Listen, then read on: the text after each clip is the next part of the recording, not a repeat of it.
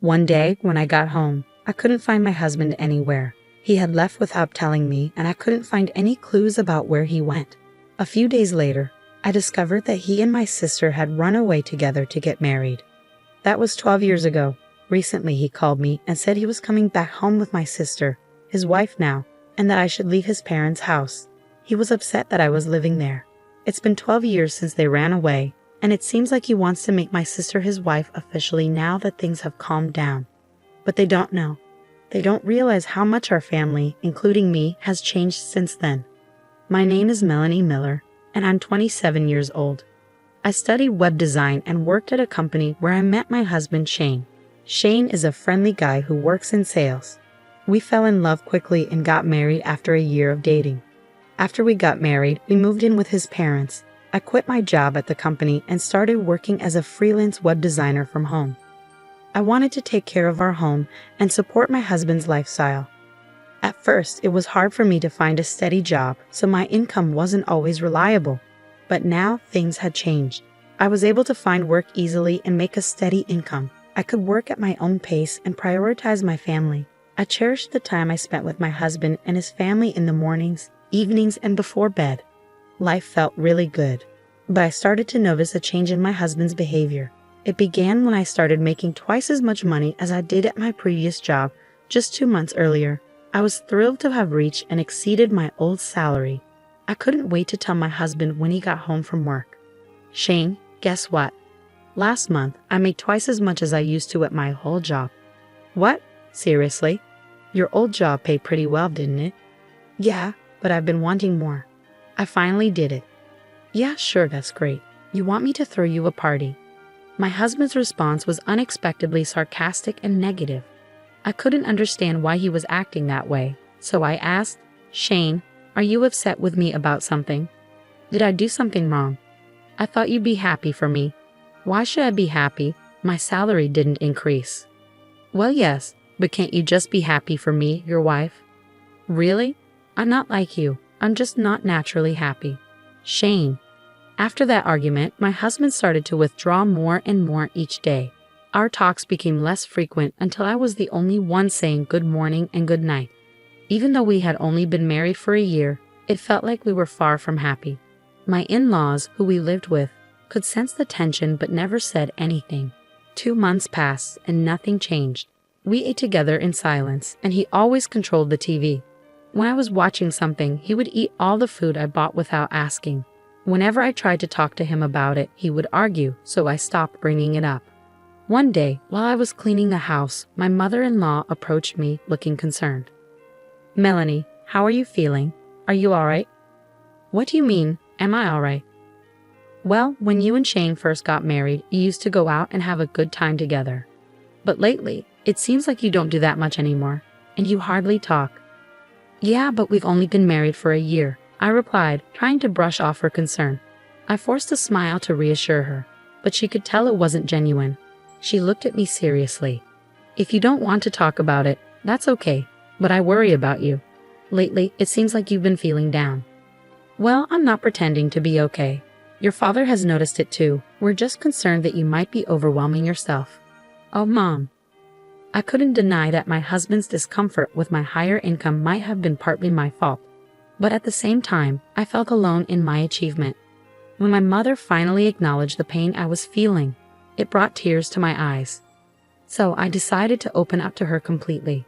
After hearing everything I had to say, she started to comfort me and said, I'm so sorry. He's just not mature enough to be genuinely happy for your success. No, it's my fault. I was selfish to expect him to be genuinely happy for me. But you shouldn't have to deal with this alone in a marriage, Melanie. Keeping your feelings bottled up will only make things worse. I don't think it could get any worse. All right, so you and Shane really need to have a serious conversation about this. Can you do that? Yes, I can. Thank you for confiding in me, honey. She smiled warmly at me. Of course. Then she gave me a comforting pat on the head. My in-laws love me like their own daughter. They've been my support. Taking my mother-in-law's advice to heart, I decided to have a serious talk with my husband. That night, I stayed up late, waiting for him to come home. But as the hours passed, there was no sign of him. He usually got home by 10 at the latest, but it was already past 11, and he still hadn't returned. "Why are you taking so long?" I texted him, but he didn't respond. I started to worry that something might be wrong. I tried calling him, but he didn't pick up, and the phone just kept ringing. So I waited anxiously. Finally, around midnight, he walked in. "I've been trying to reach you," I began, but he just sighed loudly and looked annoyed. "What's going on? Why are you still up?" "Well, I wanted to talk to you about something important today." "About what?" he replied, sounding annoyed. "I think our issues started because of my new salary, right? I should have maybe kept that to myself. I know it might have hurt your pride." As soon as I said that, I felt a shiver down my spine. He was standing there, looking cold and distant. I was scared stiff. He responded with anger. "There's nothing to talk about, and it's pathetic that you're waiting up for me. I'm just trying to make things better between us, Shane. That's the problem. I obviously made a mistake in choosing the right partner. No, I'm exhausted from working overtime. You don't have any right to speak, considering you just stay home all day." My husband stormed past me and headed upstairs to our room. I couldn't bring myself to move until I was sure he was upstairs. Why was he talking to me like that? All I wanted was a normal married life. My mother-in-law had encouraged me to talk to him, but it didn't solve anything. After his attitude, I didn't want to push for another conversation. It felt like he completely ignored me as a person, and it left me feeling bitter. 2 more months passed and still we didn't talk. The days seemed endless, slipping by in a blur. Then, one day, I came home to find my husband gone. I went into his room and something felt off. Huh? Shane's room is never this tidy. Shane isn't exactly known for being neat, but his room was strangely clean. His clothes and suitcase were gone. It hit me then, he'd moved out. I tried calling my in-laws, but their phone was either off or disconnected. Just as I was panicking, my sister, Mimi, called me. "Hi sis, it's been a while." "Mimi, I can't talk right now." "Is he? Your husband isn't there, is he?" "What? How did you know?" "Something's not right," I said, feeling a sense of unease. "I'm with your husband right now." "What? What do you mean?" "Well, I happened to be at the bar, and I ran into him there. We had a drink, and he mentioned that you two weren't really getting along." "Mimi, no, you can't be serious." "I am. I'm dating him now, and we're planning to get married, so don't try to stop me." "Going away? That's ridiculous. Bring Shane back home right now." "I'm sorry I can't. I've actually had feelings for him for a while now, and he's tall and handsome. I'm taking him." Then she hung up. I tried calling her back many times, but she never answered. Instead, she sent me pictures. There were dozens of photos of them together, going on dates, smiling. It was really hard for me to see. A few days later, I received the completed divorce papers signed by Shane. When I called his workplace, they told me he had already quit. I knew I couldn't deal with this on my own anymore. I decided to tell my parents and in-laws about what was happening and ask for their support. So Shane and Mimi are together now. He left his job and wants me to sign the divorce papers, I explained. There was a stunned silence. Then my father-in-law spoke up after a moment. "Melanie, I'm truly sorry for our son's foolishness. You don't have to forgive us, and you don't owe us anything." "Oh, Father, I can't forgive your sister either. You're like a daughter to me." "I can't forgive them for hurting my precious daughter," everyone echoed his sentiment. In that moment, our feelings towards Shane and Mimi changed completely. My in-laws were already considering moving to a new house, and after this they said, "We want nothing to do with our son anymore." And they moved without telling him. My parents also decided to cut ties with my sister. If she ever comes back, we'll act like we don't know her. Someone who would betray their own sister like that isn't our daughter, they said. So I decided to go back home to my parents. I asked for alimony from Shane as part of the divorce agreement. He replied, "You'll get it when I get my divorce." Eventually, I received several million yen in alimony along with a message, "Divorce me." Once the divorce was finalized, I cut all ties with Shane and Mimi. It's been 12 years since then, and a lot has changed.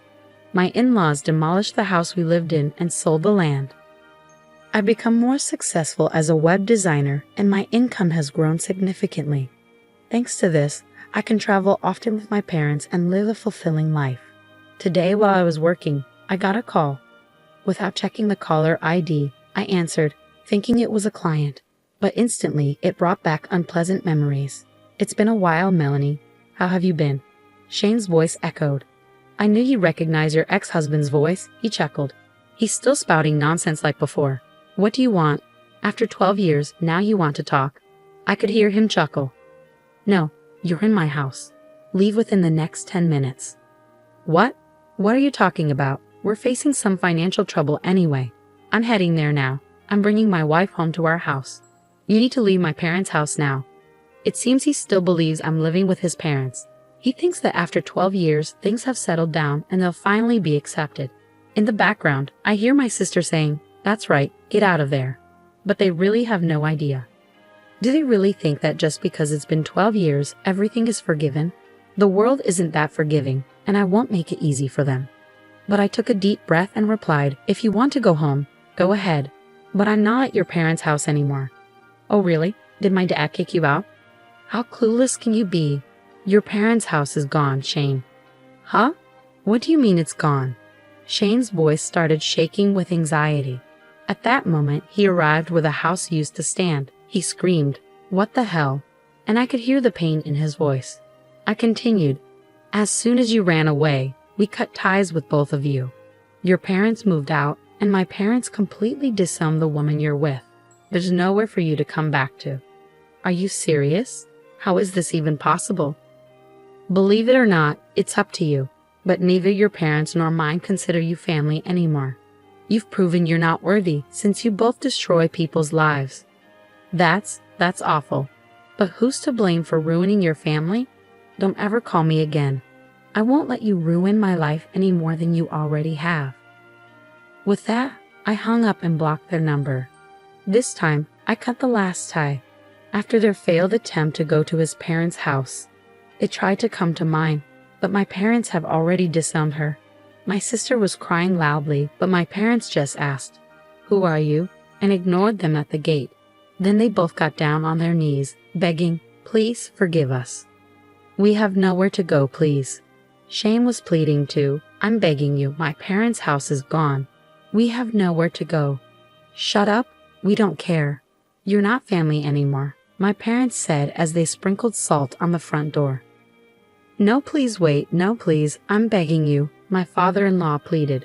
"You don't get to call me that. Get out of here." They were so persistent that my father ended up sprinkling salt on them, and my mother called the cops for trespassing. They haven't been seen since. Last I heard, they were jobless, homeless, and asking their friends for money.